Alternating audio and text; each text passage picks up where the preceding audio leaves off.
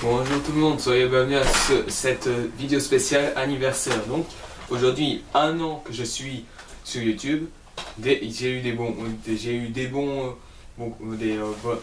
avis, des mauvaises, des gens qui ont aimé mes vidéos, d'autres pas.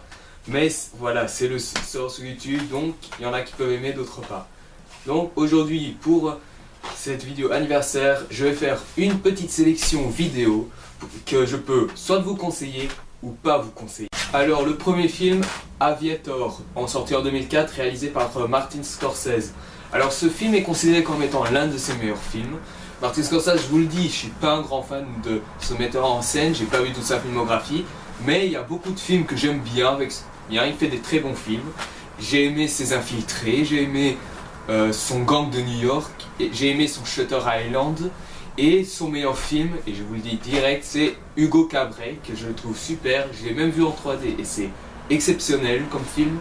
Alors Aviator, c'est l'histoire, je vais vous le dire tout de suite, c'est l'histoire de, c'est l'histoire de Howard Hughes qui va révolutionner l'industrie aérienne grâce à son nouvelle invention, un avion qui permettrait d'aller encore plus au-dessus que les nuages, ainsi pour traverser l'Atlantique. Donc voilà, l'histoire, je trouve que c'est assez, il y a beaucoup d'émotions, il y a des petites scènes d'action comme ça, mais c'est un film qui prend beaucoup son temps, mais c'est aussi un film qui, surtout Leonardo DiCaprio, est juste énorme, et également le film se centre beaucoup sur la vie de Howard Hughes, et je trouve que c'est une assez bonne chose. Aviator, je vous le conseille, c'est un très bon film, et c'est même l'un de ses chefs-d'œuvre. Par contre, ce film-là, que je vous demande de le découvrir une seule fois et pas deux. Et surtout si vous êtes fan du super-héros qui est dedans et aussi les X-Men, il s'agit de X-Men Origins Wolverine. Alors ce film est réalisé par Gavin Hood. Alors pour moi, il a fait que des films qui ne m'intéressaient pas trop. Je sais qu'apparemment c'était des comédies romantiques ou des drames sociaux comme ça. Mais voilà, c'est pas un mec qui m'intéresse. Je sais pas pourquoi ils l'ont mis lui pour faire le film, mais bon. Si j'ai acheté le film, parce que la première fois que je l'ai vu c'était en streaming, c'était surtout pour Ryan Reynolds. Parce que, Hugh Jackman aussi, mais c'était surtout pour Ryan Reynolds qui allait apparemment jouer Deadpool. Et Deadpool ici, il est bien massacré. Pourtant, Ryan Reynolds, vu qu'il a déjà joué dans la comédie et que Deadpool c'est apparemment un personnage qui est assez un peu chiant mais qui est très intéressant à suivre, je voyais vraiment bien Ryan Reynolds en Deadpool, seulement il a été massacré. Quant à Danza, il est bien fait, mais c'est seulement, voilà, si on le compare au premier film réalisé par Bryan Singer, voilà quoi. Et quant à Gambit, il est bien massacré lui aussi, mais parce que normalement, d'après ce que j'ai vu dans la critique de Monsieur 3D, il disait que c'était quelqu'un qui a un langage assez français, et qui a un accent français, qui aime bien, qui est très charismatique et qui transforme tout ce qu'il touche en bombe. Et ici, en utilisant ces cartes, c'est peut-être cool ce qu'il fait avec les cartes, mais voilà, c'est mieux avec des bombes, ce serait encore plus cool. Mais bon, comme je l'ai dit, X-Men Origins Wolverine, c'est seulement à découvrir si vous ne connaissez pas très bien l'univers des X-Men. Par contre, si vous connaissez super bien les X-Men, vous risquerez d'être extrêmement déçu. Mais s'il y a un film que je vous conseille de voir, qui est encore au cinéma, c'est The Wolverine, qui même s'il ne sera pas le meilleur X-Men, le film X-Men, au-delà de là, il sera quand même assez meilleur que X-Men Origins Wolverine. Donc voilà, pour ce film-là, c'est pas déconseillé, surtout si vous êtes fan des X-Men. Par contre, le film que je vais vous montrer maintenant, que je ne vous conseille absolument pas, c'est ce film, je ne sais pas si vous connaissez, Genghis Khan, la légende d'un conquérant. Alors ce film est réalisé par Andrew Borisov, enfin c'est un russe apparemment, dont l'histoire c'est la vie de Genghis Khan, de sa naissance jusqu'à son ascension dans le peuple mongol. Non, c'est pas une insulte, ce peuple s'appelle vraiment comme ça. Et ce film, franchement, au départ, on me l'avait acheté, c'était pour mon anniversaire, je crois. Au départ, je voulais vraiment voir à quoi ça ressemblait. Au départ, j'aimais bien à cause des scènes de bataille qui sont assez réalistes. Mais par contre, maintenant, avec un peu de recul, je viens de me rappeler que j'ai vu que la mise en scène, était vraiment pas terrible et que l'histoire était assez longuette. et c'est ça qui détruit un peu le charme du film.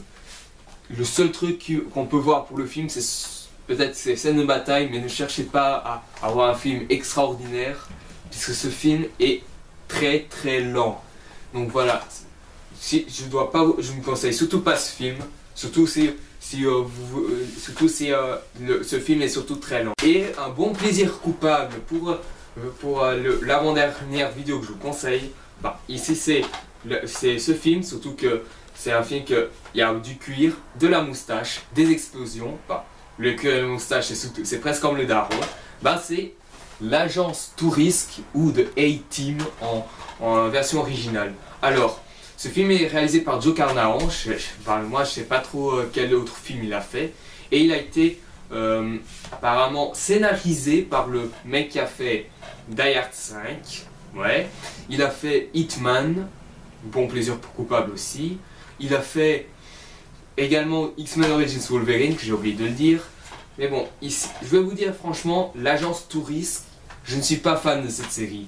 Enfin, franchement, moi, cette série, je la trouve trop ressemblant à Mission Impossible et beaucoup trop répétitif dans les missions. Ici, quand j'ai vu le film pour la première fois, j'étais assez sceptique. J'ai regardé le film surtout pour Liam Neeson et pour Bradley Cooper de Very Bad Trip et Liam Neeson du Territoire de loup, des Star Wars, etc. Bah, ici, il m'a quand même assez surpris, mais le problème c'est que voilà, à part les scènes d'action, le scénario est comme Genghis Khan, assez longuette. Et je vous jure que, à part les plans et les scènes où ils discutent sur un plan et sur les scènes d'action, ne cherchez pas à avoir un film extraordinaire. Alors ce film a été souvent comparé avec un autre film, The Losers, qui est avec Chris Evans, que celui-ci est également un plaisir coupable. Mais moi je préfère plus l'agence Touriste. Bon, pour ceux qui veulent juste passer un bon moment, je vous conseille l'agence Touriste. Mais si vous cherchez un bon film d'action bien pour que vous pouvez revoir, ce serait plus les 3 premiers Die Hard que je vous conseillerais. Peut-être même le 4e si vous n'avez rien d'autre à faire. Donc voilà, l'agence Touriste, c'est à conseiller, surtout si vous ne connaissez pas la série. Si vous connaissez la série, bah vous risquez d'être un peu déçu, mais voilà, moi j'étais pas fan de la série et pour moi j'ai bien aimé ce film, même si c'est très long. Et le dernier film de cette sélection, j'ai commencé par un bon film et je termine également par un bon film. Il s'agit de Mission Impossible Ghost Protocol ou Protocole Fantôme, réalisé par Brad Bird, le réalisateur des Indestructibles et aussi de Ratatouille, qui sont deux grands chefs-d'œuvre de Pixar. Alors, Mission Impossible Ghost Protocol est vraiment un film que j'attendais beaucoup. C'était surtout pour revoir Tom Cruise en Ethan Hunt. Déjà, ils ont eu les couilles, oui je dis bien, les couilles à faire exploser le Kremlin, qui est quand même un bâtiment assez important en Russie. Bon, je sais qu'ils n'ont pas vraiment explosé, mais là c'est vraiment un risque qu'ils ont bien fait. Surtout, en plus de Tom Cruise, il y a également Jeremy Renner qui a déjà été vu dans Jason Bourne Legacy, dans Avengers et aussi dans Hansel et Gretel Chasseurs de sorcières. C'est un bon petit plaisir coupable aussi. Ici, Mission Impossible 4 est pour moi, avec Mission Impossible 3, le meilleur des Missions Impossibles.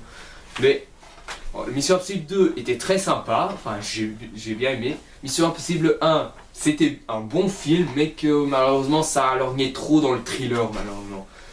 Après c'est le choix de Brian De Palma, le réalisateur du film, mais après voilà. Le deuxième a été réalisé par John Woo qui a bien utilisé les séquences d'action. Le troisième a été fait par DJ Abrams qui maintenant il a été choisi pour faire le nouveau Star Wars. J'espère que les fans sont déjà ravis de cette nouvelle. Et bon, moi je vous conseille super bien Ghost Protocol. C'est une bonne histoire, on ne s'ennuie pas. Tom Cruise est toujours au top. Et surtout, je dis bien surtout, les scènes d'action sont bien filmées. Et comme un film que j'ai vu au cinéma, Lone Ranger, les scènes d'action sont bien filmées. Donc, Protocole Fantôme, voilà, c'est un bon film, je vous conseille vraiment. Si vous n'êtes pas trop fan des films d'espionnage, ne regardez pas, juste comme ça.